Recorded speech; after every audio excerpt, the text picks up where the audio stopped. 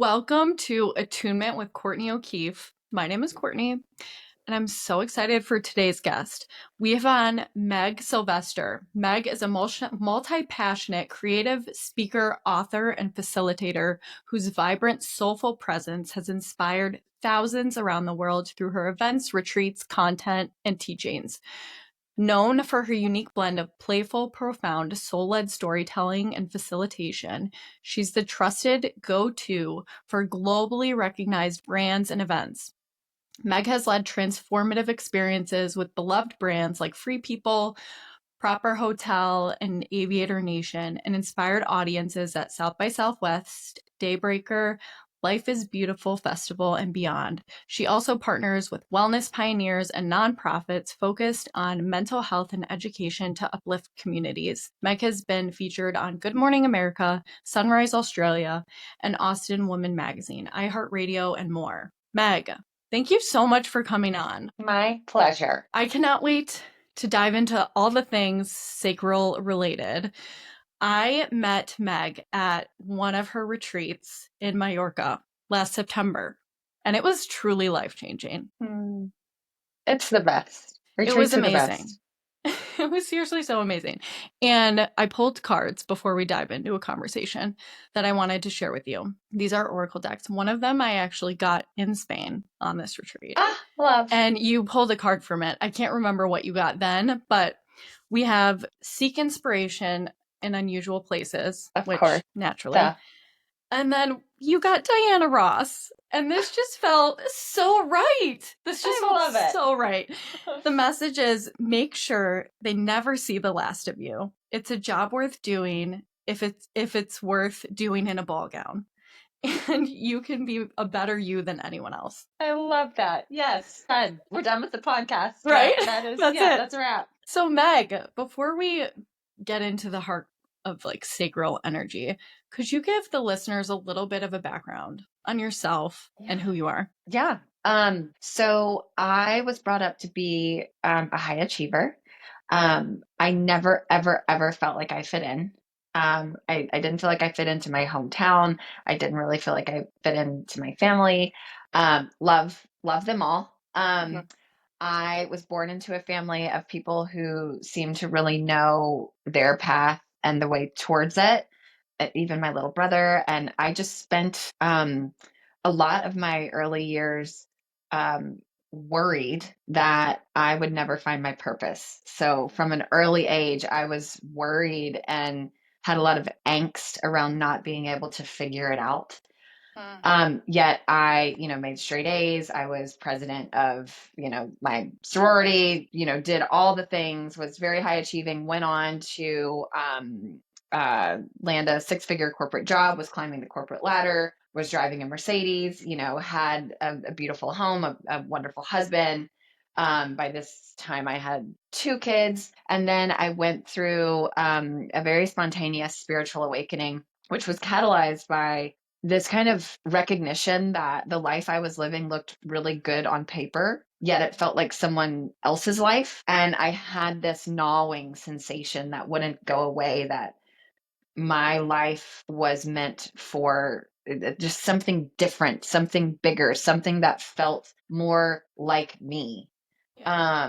And yet I still had that angst, that loop in the background, that belief that I was not going to be able to figure it out. And so my spiritual awakening took me on this wild and crazy roller coaster of a ride. I'm still on it. And I ended up sharing lots online. And this was back like when Facebook Lives were all the rage, and was just sharing my personal story of things I was going through and revelations that I was having, and was starting to feel empowered around the decisions that I could make and how they were impacting my life on a micro and macro level, down to even things like the food that I was eating and how that impacted how I was feeling. And I mean, I was just excited to share. And then all of a sudden, people started following my journey. And this was back in 2013, 2014. And people just started, wanting to tune in and hear what kind of rambling I was up to that day. And I eventually left my corporate job to start my own business of personal coaching and leading workshops. And that was a really long transition. It was like a year and a half transition. So I think a lot of people's origin stories on how they, started as out as like a soulpreneur kind of sounds very like overnight. Mine was not overnight. I have mortgage, kids to take care of, car payments, and so it was very um intentional, and I paced it out to where I started building my business. And then and then I went part-time with my corporate job, and then eventually tapered off to where it felt like a financially responsible Yeah. move. And yeah, so I actually started off as a holistic health functional medicine, like health coach, because Really? yeah, so that's what like really started my journey, was making empowered decisions around the food that I eat. And I started getting messages from people, hey, I want your help. So I took a year-long certification program, but very, very quickly realized that the food and the functional medicine was just something I was hiding behind, Mm. and using that kind of like expertise to be like, here's how I can help you. But quickly, the conversations that I realized I was having with the women and men who were drawn to me, we would talk about food for like maybe the first 10 minutes, and then it would quickly evolve into like purpose and spirituality and like living a more empowered life. And so I think one of my superpowers is always listening and shifting and evolving with the energy that I'm being fed, and just kind of observing what's coming at me. And so shifted my business around purpose and empowerment.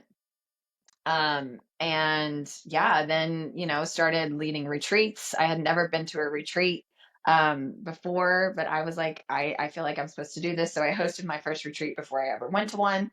Um, and then, I just kept being attracted to different tools, Kundalini yoga, sound healing, gateless writing. And I would become very enamored and very attracted to them and add them into my tool belt, yet always remaining and knowing that I am my business, not necessarily one of these tools. Mm. Um, and that's just how I operate. If I start being really connected into one modality or one tool, I start to feel really boxed in, and that's not for me. And yeah, so just kind of over the years of entrepreneurship, really started embracing like I'm a multi-passionate. I'm not meant to be boxed in. I am the business. I am the brand. And the more I started sharing about that, people just got really excited to hear someone talking about that, just kind of liberation and freedom. And I'll leave out some stuff so we can save it for questions. But yeah, then just started getting contacted by wellness brands and hotels, and asking me to partner with them and lead experiences for them. And yeah, so it's all just grown very organically. I've gotten book deals, and just based off of what I share and stepping up, and never feeling scared to share what's on my mind through my unique perspective. So it's been a wild and crazy ride, and it's just the beginning still, I feel. Yeah. So yeah. It's so beautiful. Your journey has been, and haven't known you that long, but your journey feels so magical. And one thing that I have realized in the sacral space is that a lot of our like programming sexually, emotionally, and creatively come from childhood. Are you comfortable sharing like certain things that shaped your programming that you had hmm to shift and change? hmm Yeah. Um, around sacral, like creativity, sexuality, all that kind of stuff. Yeah. So I grew up as a non-Catholic in Louisiana, but going to Catholic schools. Mm. So from a very early age, this started the conditioning of, first of all, Catholicism. It's just a lot of programming with shame Yes. and guilt, especially when it comes to pleasure and Mm. sexuality. And I think that's a lot of religions as well. But also this feeling that I didn't belong, Mm. like they're there and they have this thing figured out and they're all part of this community, and I inherently don't belong. Yeah. And that has been a belief system that I've had to work my way through um, a lot. And what's really cool is I've come to the realization that I don't belong because I'm meant to stand out and I have this Yeah. message. And so it's okay. It's okay that I don't fit in everywhere I go. That's actually great. As far as sexuality goes, I never I'm very fortunate and very blessed to be a woman who never experienced sexual trauma, sexual Mm-hmm. assault. I had some instances in college that could have been mistaken for consensual, but you know, um, there was never anything incredibly traumatic. However, I was raised with the belief system that pleasure is a waste of time. It's not really, it's performative. It's not really real. It's this kind of elusive, like, picture that's been painted by the patriarchy and by, the pornography industries, but it's not really real. It doesn't belong to me.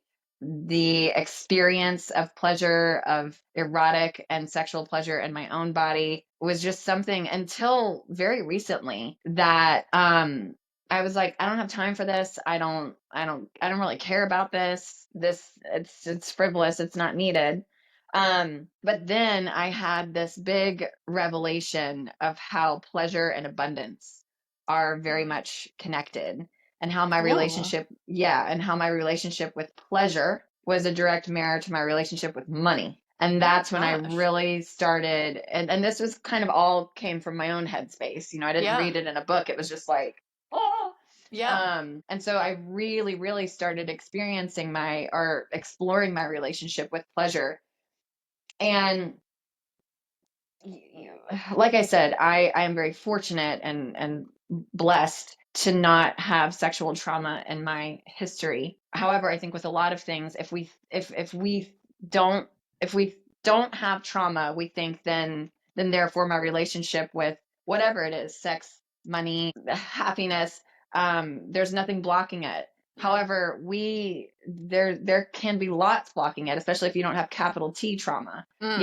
If Mm-hmm. it's just little microaggressions against belief systems, growing up your whole life, um, those, what you think over and over turns into a belief system, and the belief system then shapes your reality.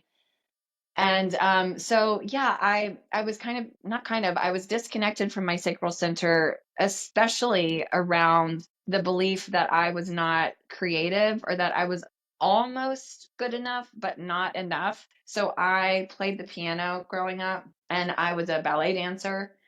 And I always felt like I was good at it, but not quite good enough, and that I didn't have that thing that made it feel like this is a God-given gift.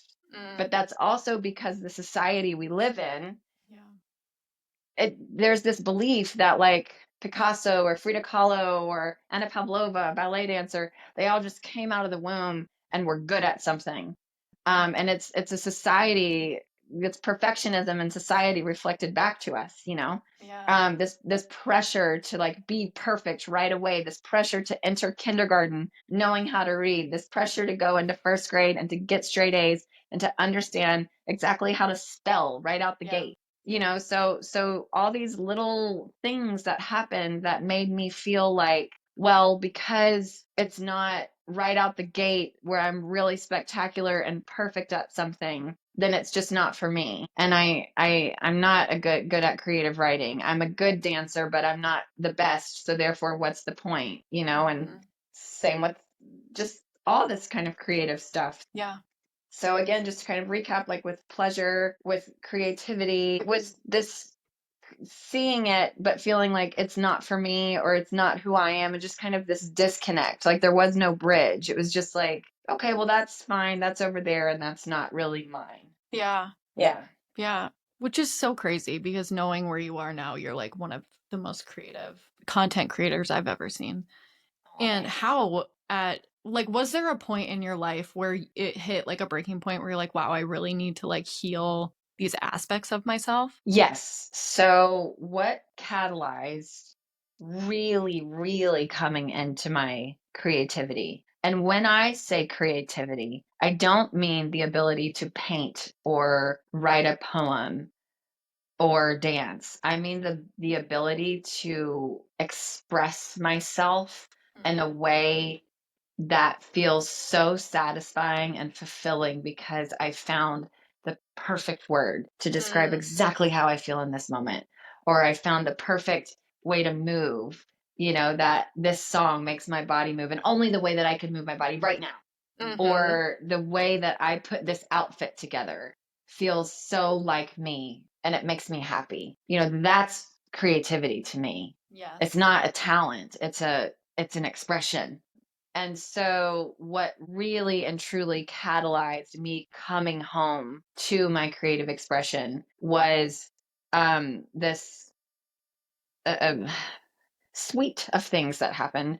Having a baby during the pandemic, while also being a yoga teacher, and that created some really wonky body image stuff. And then my dad dying. So those two things, the path that I was on as an entrepreneur, was very bright and sparkly and shiny, but it was also everybody else's path, kind of coming up at that time.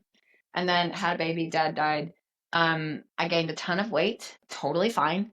And then none of it came off, and it was all around my sacral center, all of that lower belly area. Again, nothing wrong with weight gain during pregnancy, but it was my third baby, and it was just interesting. Like none of it was coming off. And so, that really put me into inquiry with my sacral center, of just like, okay, what's going on? And of course, also listening to how much pressure I was feeling from society to bounce back after the baby, especially as someone who is teaching yoga, who society expects to look a certain way, which I think, that was back in 2020. I think a lot has happened since then around body image, which is wonderful and spectacular. But then my dad died, and then I was diagnosed with Lyme disease, and I had to stop everything. So I was basically bedridden, and was just overcome with grief. My dad died very suddenly, and I was tired, achy, fatigue. I was having suicidal ideations. My brain, I felt like, was being attacked. I kept telling my husband, like, I feel like there's an alien in my brain, because I was able to, like, I had a level of awareness where I was able to, like, witness the thoughts that were coming through. And it's like, I know those aren't mine, but they're really loud and really scary. Yeah. And that's kind of what led me to start getting tested for different viral loads, and eventually found out it was Lyme disease. So it really was like a virus in my mind. That is crazy. Yeah, it was crazy. And so being in bed and trying to find a way to express how I felt became so important to me. And that's what led me to poetry, which was an art form that I always felt very disconnected from. First of all, because honestly, most of the poetry I read, I'm like, what? Like it just didn't appeal to me, because I was like, this is very highbrow.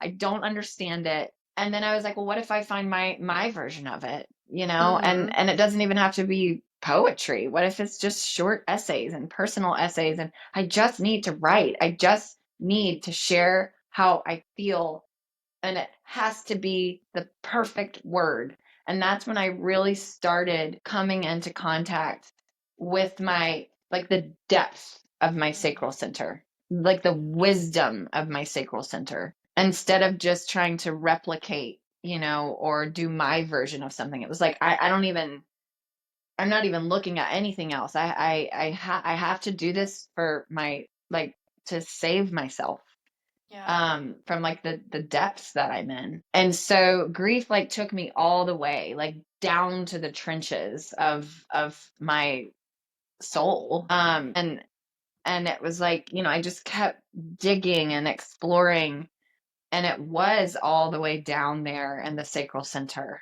And that is the center where we create. It's where our life force, is. And I started expressing myself in ways that even kind of scared me. And I was like, oh my God, am I this cool? Like, Amazing. this is really cool, And then that led me, I was like, well, if I can if I can do that, then why not also paint, and without the pressure for it to like be good. But I don't, what does that even mean? Like, I just want to put stuff on a canvas and Mm-hmm. see what happens if I emote on a canvas. And then, it brought me back to dance even more. And then dance that isn't like ecstatic dance or like spirit, like, no, like I want to twerk, and I want Heck to dance to yes. like Nicki Minaj and like Yes. have fun, like have so much fun again. So yeah, that it all 2020 was like quite a year for a lot of us. And for me it was a rebirth for sure. And 2020, 2021, yeah, and it just helped me like really, really find out who I was. So it was a hard time, but like pivotal. Wow. Yeah. When you were explaining that, it literally felt like you were dispelling like shadows inside of you. Yeah. Yeah. Yeah. Yeah. And as you changed your inner world like that, did you notice it reflect outside of you immediately, or how long did that transformation take? I magnetized a book deal like within like a month of my dad dying, Wow. which was really, really crazy. Because I just started sharing, so like no one was sharing content in the way that I was, in the way that I would, or maybe some. I mean, there's a billion Instagram accounts. I haven't Yeah. seen them all, but I was just sharing. I was not trying to replicate. I wasn't looking and scrolling for inspiration. I was like, this just has to come out of me. And I'm sharing because I genuinely want people who might be going through this to see they're not alone. And Mm-hmm. and also sharing for me is a form of healing, Mm-hmm. and so yeah, sharing so uniquely, without expectation is what like brought in book deals and brand deals, and then I created like a membership. So I was like, oh my gosh, people are really into like what I'm saying. Yeah. And then my physical health started improving probably like 18 months later, a slow Mm-hmm. climb back to health. And I would say it wasn't until, so that was 2020, 2021. We're in 2025 now. I'd say 2024 is when I really, really started like, oh, I feel fully in my body. Yeah. So nothing in my life has been like a beep bump, like overnight thing. It may look like it from the outside looking in, but there's been so much work that I've put in. To where it does seem like overnight things happen, but it's things have been percolating in the background, and unfolding. And yeah, so it's the really harnessing the power of unique expression, like that's the magnet, that's the magic. Yes. Did you do manifesting techniques like before then? Or did this all kind of just like magnetize to you? Or did you kind of envision these things happening? No, so I am not. I have done like one manifesting technique in maybe like the past 3 years. I love that. Um, yeah, but I and am a non-specific manifester. Mm-hmm. So if I get too like down in the details, I freak myself out and I get like, I'm like, no, I'm just limiting myself It because becomes a like block. yeah, and like Yeah. God, universe, like has like such a wider range than I do. It's like, I can lightly suggest, Mm-hmm. but I want to leave it up to them. But recently, though, I follow a couple of astrology accounts online, and February, I think it was 2025, there was some astrological event that was supposed to be really potent for manifesting, and I was like, Mm-hmm. okay, sure. And this woman, gosh, I wish I could remember her name, but she said to write down a couple of things like manifestations on a piece of paper, fold it up, and then put a cup of water on it. And for a couple of days, take a sip of the water every Love. morning. And I was like, okay, cool. Um, and so then like on day 3 or 4, I was like, I'm starting to feel too attached to this list. Mm. Like I'm starting to like hyper focus on it, which is no bueno. Mm-hmm. So I was like, you know what I'm gonna do? I'm gonna take a bath with this piece of paper and pour some Epsom salt in it and just let the paper dissolve. And let it go down the drain and then just trust, and then like forget Yeah. about it all. So I wrote 5 things down on a piece of paper. I can't remember what the 5th one was, but the first 2 have already happened. Stop it. And they happened really quickly. Yeah. Oh my God, I love that. Also, I know. water is the element of the sacral chakra, so that's Oh, beautiful. cool. Yeah. I know. There's certain times, when people are like, I'm a witch or, whatever. I'm like, I don't really, I don't know. But then, like I'm just sitting there taking a bath with a piece of paper with salt. And I'm like, oh, here I am. Well, I love that. That's yeah. amazing. Yeah. Yeah. So That I is so just find when, when I engage in like manifestation, like techniques or strategies, like I that's when I start hyper fixating and getting too like desperate, and mhm. that's just it doesn't work for me. So I'll kind of like, Yeah. oh, that would be cool, Yeah. and then set it and forget it. And it does feel like it's become this really trendy thing. People Hmm. talk about like manifesting all the time. Hmm. And I feel like the more you live in your joy, Hmm. things come to you quicker Yeah, you rather don't than really need to hyper focusing manifest. on things. Yeah. Yeah, yeah, you don't need to. Cool shit will No. happen. Yeah. Yeah. So much of what you do centers around joy and pleasure. And how have you found that like merging these things with your career has changed you as a person? And like, how do you bring that into your everyday? Yeah. So when I first started off on my entrepreneurial journey, I had this idea of what an entrepreneur looked like a spiritual entrepreneur, and like what a yoga teacher looked like, or what like a spiritual person acted like. And for some reason, the picture that I had painted in my head um, was a very serious Mm. expert, serious. And if you've spent any time around me, you know that I can be serious and deep, but like I am a puppy. I am very lighthearted and playful, and that's my magic. But I cut that part off of myself for a long time, because I didn't think it fit the picture of what a spiritual person helping other people looks like. Certainly not someone who's teaching yoga. Like, you have to be Mm. very serious. And after a bit, I was like, I can't keep this up.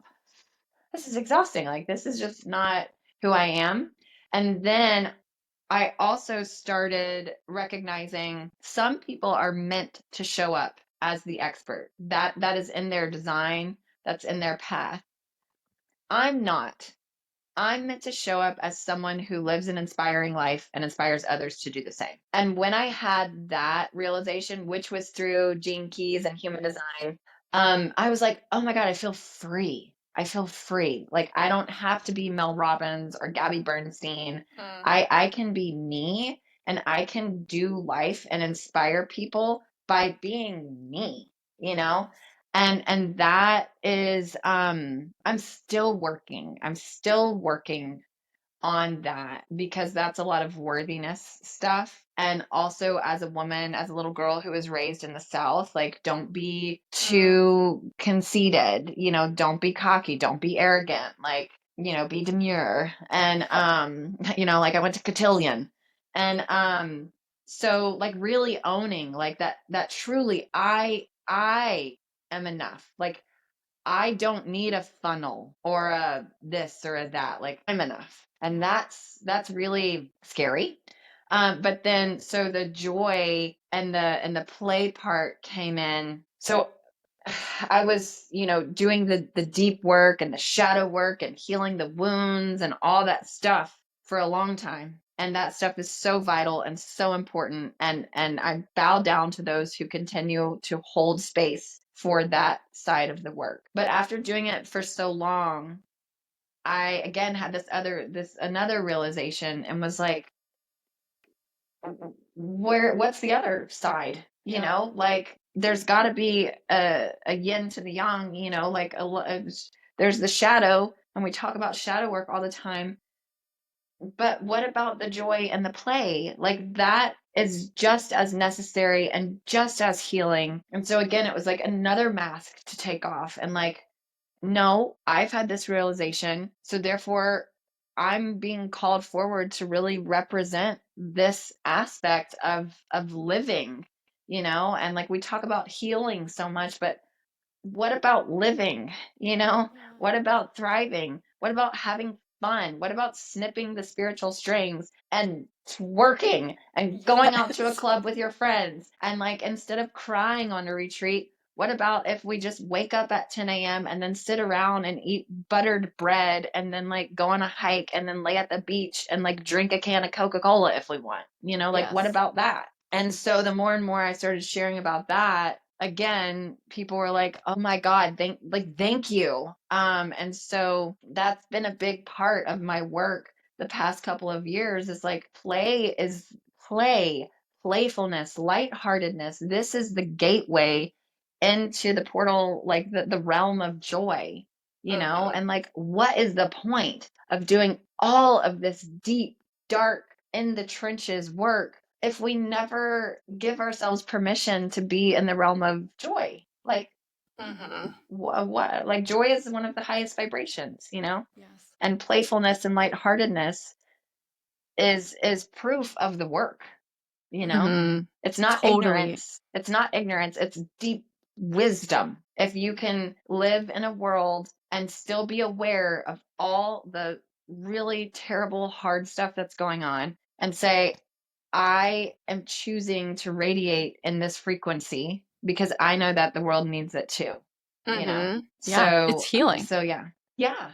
It's Yeah. healing. And I do feel like there has been a massive shift Hmm. in the world where, like, previously, and I feel like this happened recently, we were in this like matrix, very structured environment, and we have since entered like a playground. And I Hmm. feel like there are two different realities happening right now. And there's people still living in this matrix, but we're supposed to be on the playground. Hmm.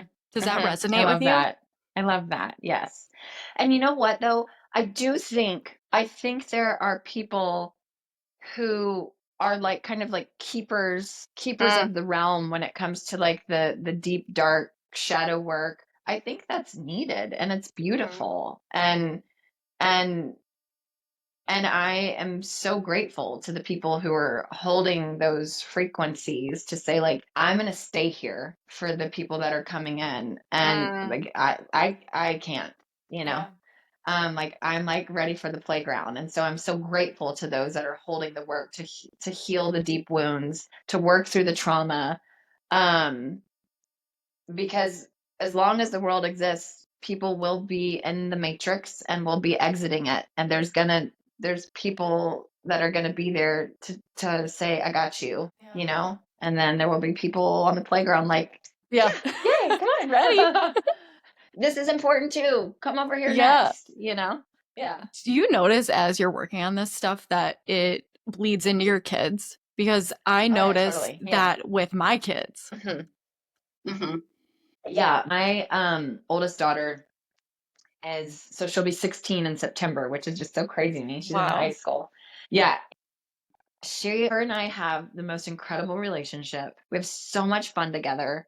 And, we want to write a book together. And just the way that I hear her, I mean, just even this weekend, she was like, I'm not doing anything with my friends this weekend because I need a weekend alone to just like recharge and quiet time. I would have never been able to say that in high school. Like the FOMO and the always needing to make sure, that I was part of something, and like, feeling left out or feeling like I was leaving someone out. But for her to just be so confident in who she is and to have this very playful, bright, light spirit, and so incredibly creative, and my 10-year-old Ruby, she is super creative, super willing to put herself out there, so kind to little kids, and so and then my son, I mean, his name is Happy, so it's kind of like a Oh yeah. self-fulfilling prophecy. People meet him and are like, oh my God, Happy, and he's like, yeah, like, but someone's a parent of one of Happy's friends told me that their son said, Happy must have really good parents because he's so friendly. And I was like, oh. So, of course we have our challenges as a family. Of course, we're not always all bright and sparkly. Like, we can be complete assholes to each other sometimes. But like, we're really good. We're really good as a family, and we have a really good dynamic and rhythm in our home. Our home feels light and bright and welcoming and full of joy. And my kids are like, they're very creative. They're very confident in who they are. And I'm just, I'm really proud of them. And I know that I have a hand in it because of the way that I live my life. Not necessarily from what I say to them, but because of what they see, Mm. and It's huge. that's huge. Yeah. That's huge. Taking Hmm. a little bit of a pivot because I Hmm. just like randomly thought of this. When you were talking about um sexuality tapping into abundance and Hmm. pleasure tapping into Hmm. abundance. I remember on the retreat that we did in Spain, you Hmm. did this exercise with us on sensual touch. And I have never done anything like that in my entire life. And Hmm. that was like awakening for me. And I had discovered during that I had blockages in my womb space. And you were like, oh, that has to do with your creativity. And I Hmm. just thought that was mind blowing that we could Hmm. discover something like that in an activity like that. Could you describe Yeah. that a little bit? Yeah. Well, so much of what I do is like in the moment. So Yeah. I don't have this like written down step by step.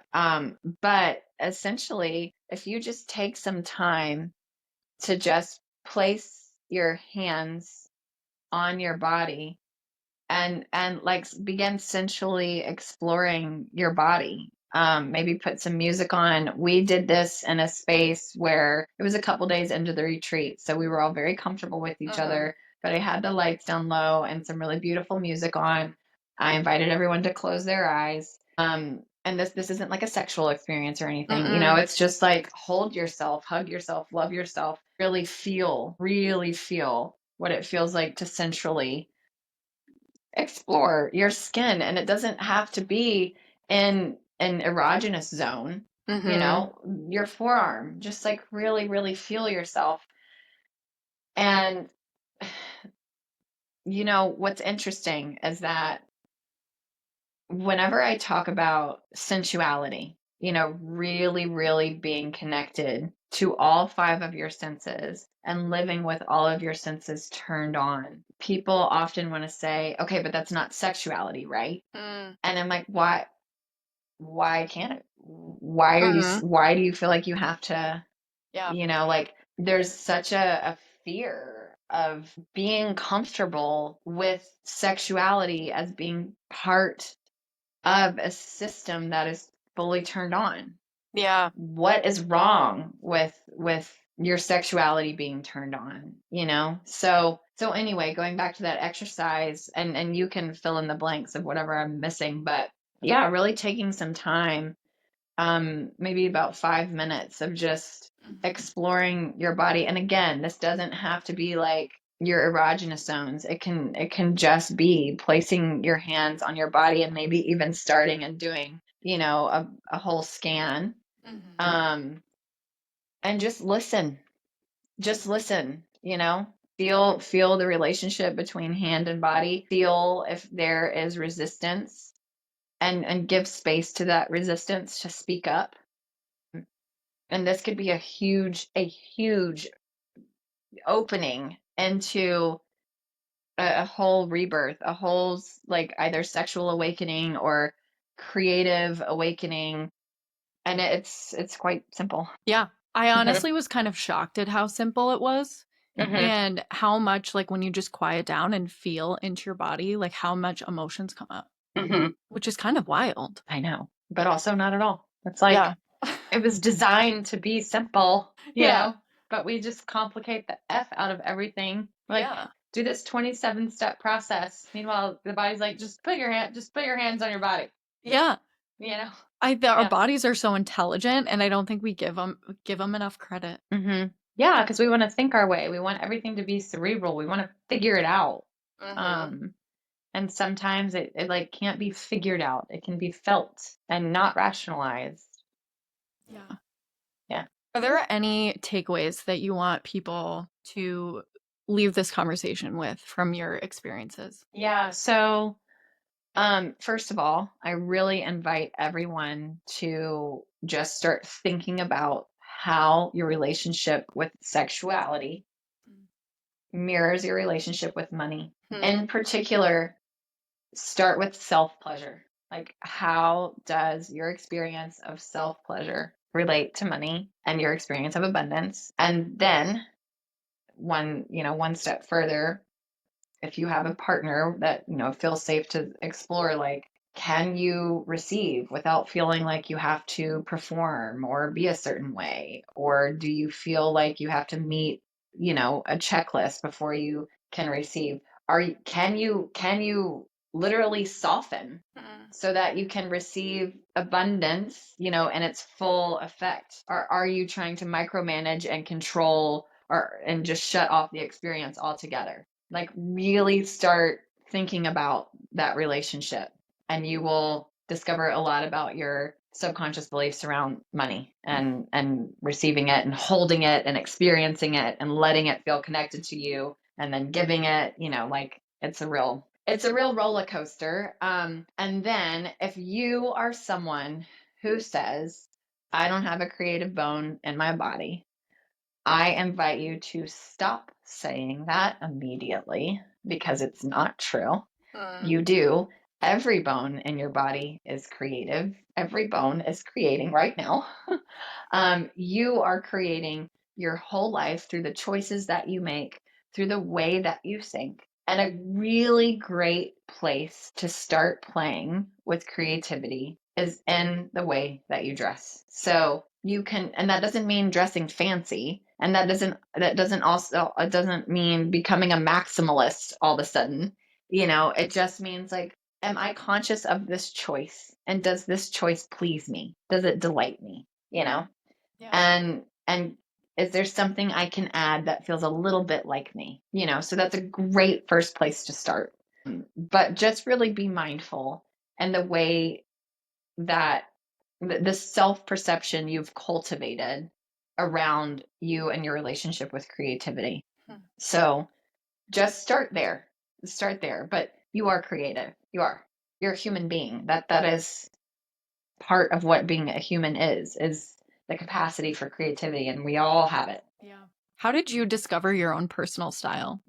Just like really paying attention to when I feel my best, Yeah. and like what and when I don't. But like certain colors that make me happy, and then certain textures that make me feel what do I feel really comfortable in. But it's a really great tool to use that can really help guide you is astrology. Your whatever sign your Venus is in will kind of help you discover your personal style. So I'm a Venus in Cancer, and that's all about like rich textures and very like meaningful pieces like jewelry. So I wear a lot of like vintage, and I'm always in like linen or wool or silk, things that just feel really sensual to me. So yeah, look at your birth chart, figure out where Venus is, and then you can use ChatGPT to be like, hey, I heard that I can like be my most like highest self if I dress as whatever my Venus is in, and my Venus is in this, and then tell me what that means. And ChatGPT would be like, okay, here you go. I love that. Yeah. And where It's can really people helpful. It is really helpful. I've been using ChatGPT like way too much. I love it. Oh my God, I know. Me too. I love it. And where can people find you? People can find me on Instagram. That's where I'm at the most. I tried to do TikTok, but I felt too old and was like, I gotta go. TikTok's the Wild West. Where am I? What's happening? So, Yeah. I just stick to good old Instagram. My website is megsylvester.com. The thing I love doing most is hosting in-person experiences, mostly retreats. So if you want to join me for one, you can check my website. I do have a really exciting one coming up in Bali in October. So that's going to be, it's so good. But yeah, Instagram. And please, if you found me through this podcast, like send me a DM. I really, really love connecting with people.